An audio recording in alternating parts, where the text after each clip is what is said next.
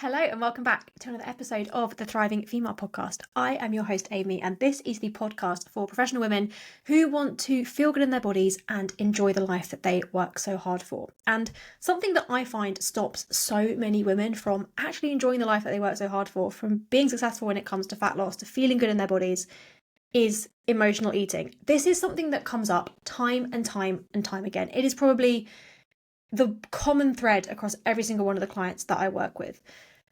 They struggle with emotional eating. They struggle with eating their feelings. They feel like they have a bad relationship with food. And this podcast is going to have a look at that. This is not going to be another just eat more veg type conversation. This is not going to say that emotional eating is even a bad thing. In fact, right before I recorded this episode, I had a conversation with a client where we agreed that emotional eating this week was a good thing for her to do when used right.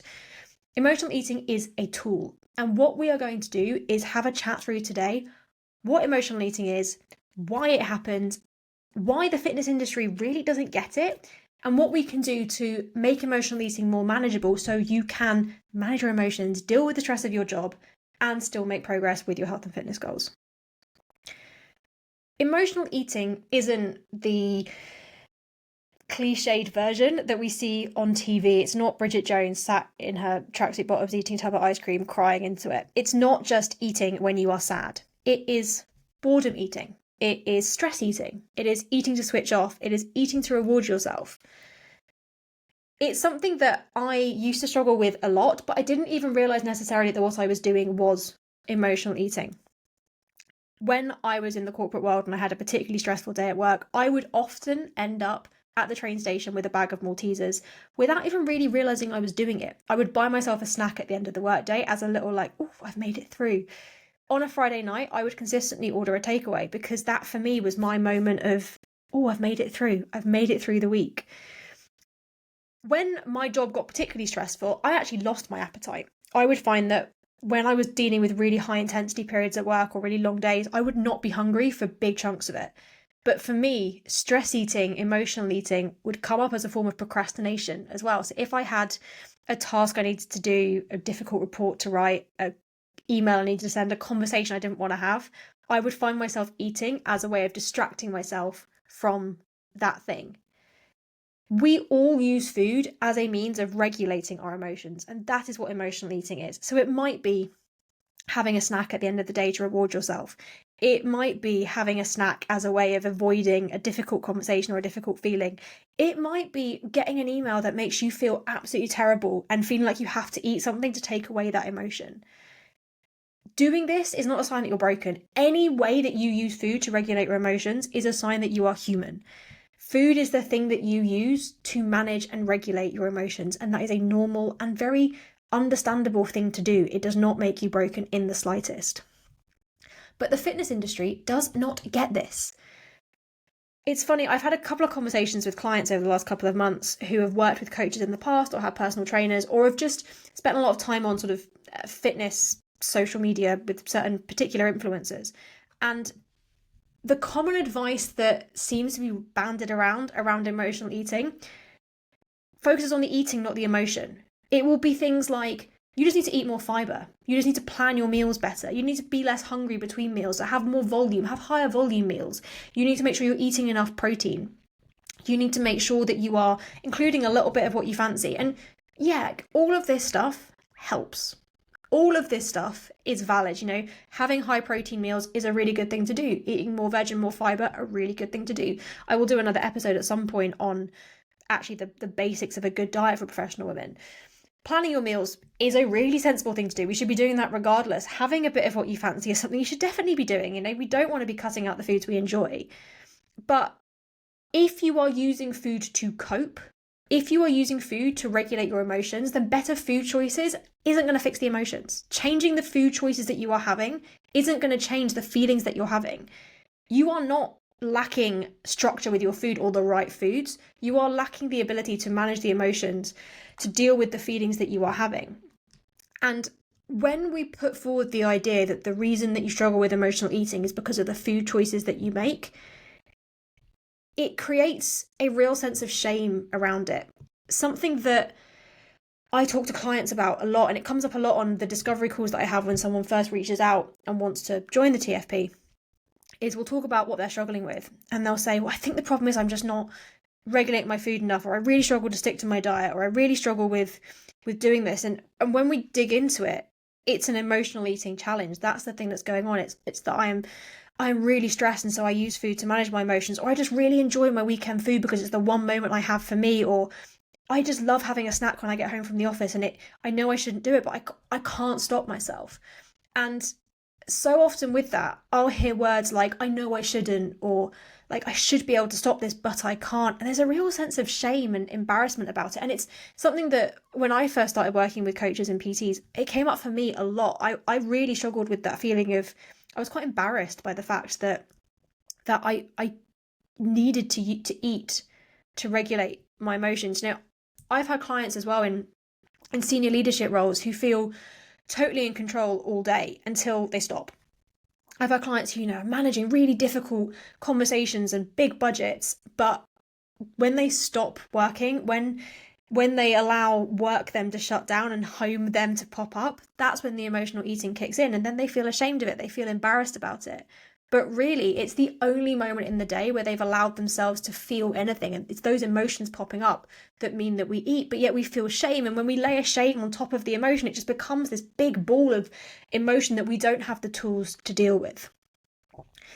And the fact is, emotional eating is a tool to manage a problem. It is fast, it is easy, it is available, and it delivers. It allows us to deal with the feelings that we are feeling.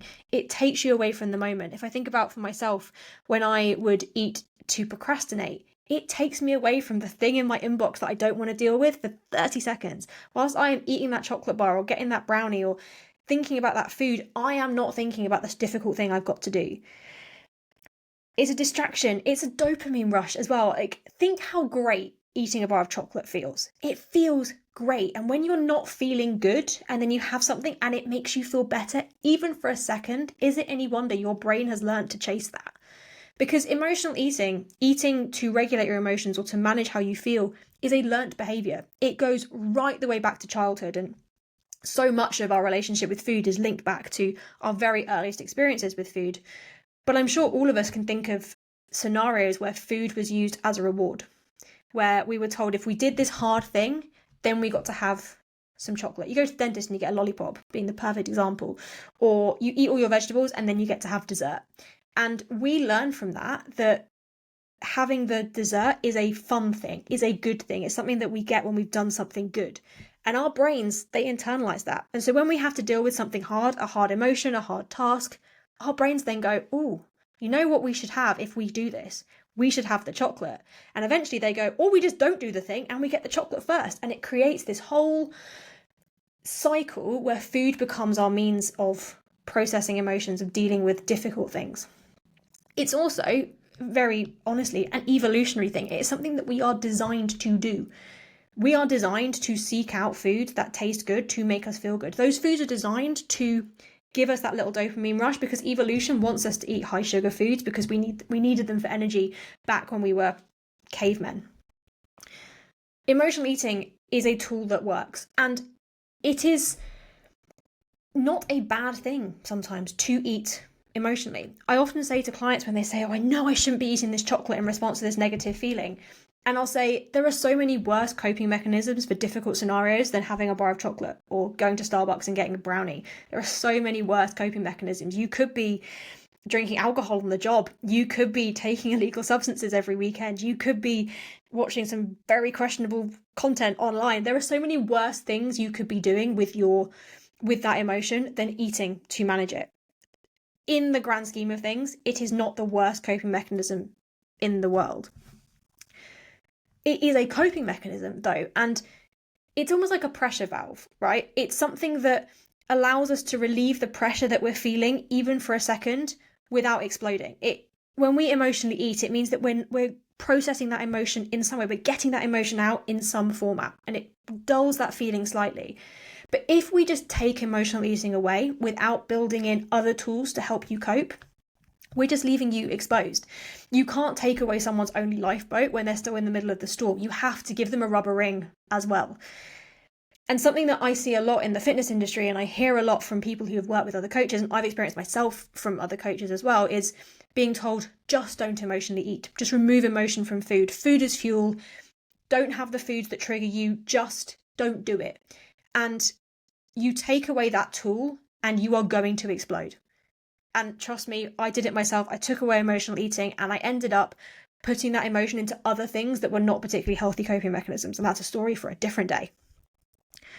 So the real work isn't to say, let's stop emotional eating. That's not the solution. I'm not going to tell you to stop emotional eating.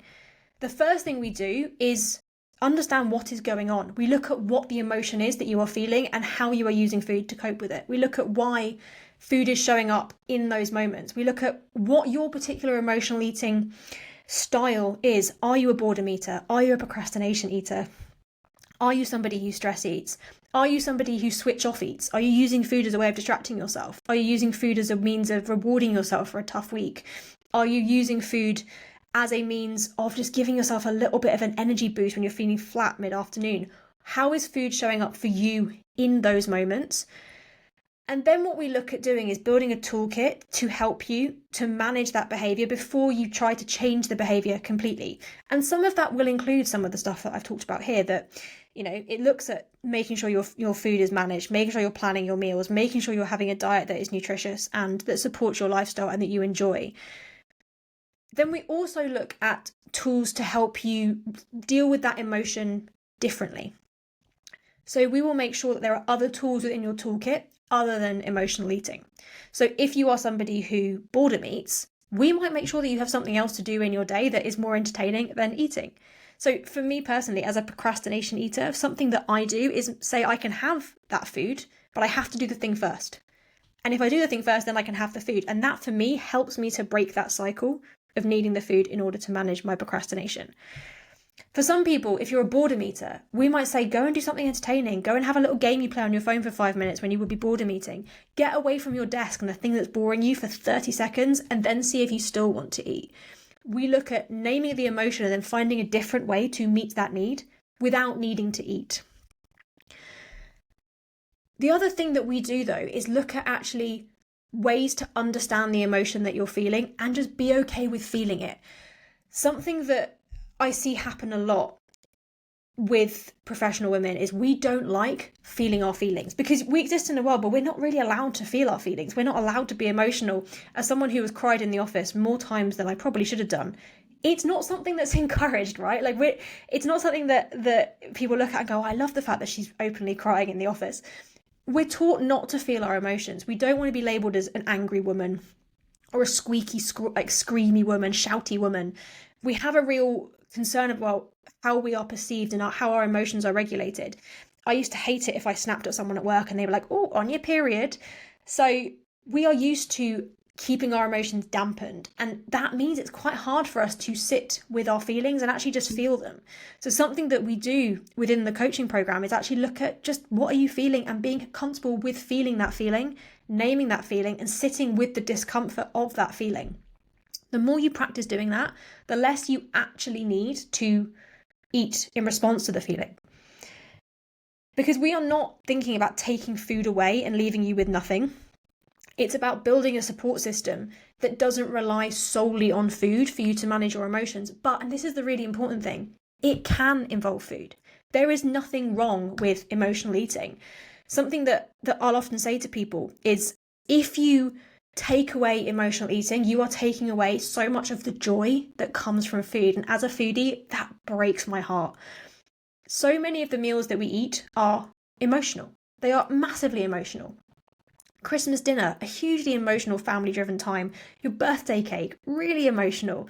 Your wedding breakfast, that's an emotional thing. Going out for a delicious meal, in a couple of weeks' time I'm going to a Michelin-star restaurant that I've been really looking forward to going to for ages, and that is going to be pure emotional eating. I am eating that food because it's going to make me feel stuff. Cooking something from scratch, eating that with your partner. When your kids cook you something for the first time, it's emotional for a whole bunch of reasons. Emotion is baked into so many of our experiences. And if you take away eating emotionally, you take away the good, the bad side of it and the side that's negative and the positive. So what I am not saying is we never emotionally eat. And I'm also not saying that emotional eating can't be a tool you use to manage yourself, to manage your stress levels. I have a very strong relationship with food now, and I will still emotionally eat from a place of I need comfort food. I need something that's going to make me feel better. I'm feeling a bit sad. I'm going to have something to eat. The difference is, and this is the difference for every single TFPer that I work with, we do it from a place of conscious choice. We are not emotionally eating because we have no other option. We have a whole toolbox available to us, and we sit there and go, what tool am I going to use right now to manage my emotions? It might be food, but it also might not be. It might be going for a walk, having some exercise in place. It might be having a chat with somebody. It might be taking yourself off for 5 minutes for a few deep breaths. But when you build in a whole toolkit of things you can use to manage your emotions that aren't food, and when you have things in place to keep your emotions more regulated across your week, having regular exercise, having good nutritious food, having breaks and good rest and good self-care in place, emotional eating becomes less of this explosive thing and more something that pops up every now and again, and you make the conscious choice to do it. Because if you are somebody who is emotionally eating, you are not broken. Food might just be the only break that you give yourself, the only thing you have in your life that's for you, and that is okay. So have a little think. Where is emotional eating showing up in your life right now? And what do you actually need in those moments? Think about one moment this week where you've emotionally eaten and think about what was actually going on. Did you need comfort? Did you need rest? Did you need entertaining? Did you need to just do the thing that you were procrastinating? This is not about never emotionally eating again. It's about not needing it as the only tool within your toolbox. And as I've said in this episode, this is the work that we do inside the TFP. It's not about meal plans and just telling you to crack on. It's about actually giving you the tools you need to feel in control again. If this resonated, please do share it with a friend or a colleague who might be struggling with this. Drop me a message if it's hit home. I'm always happy to chat about what I do and what support could look like. And if you're ready to get some support around this, it's exactly what we do in the TFP, so we can chat that through. I hope you found this episode helpful. Have a wonderful rest of your day, and I will speak to you later.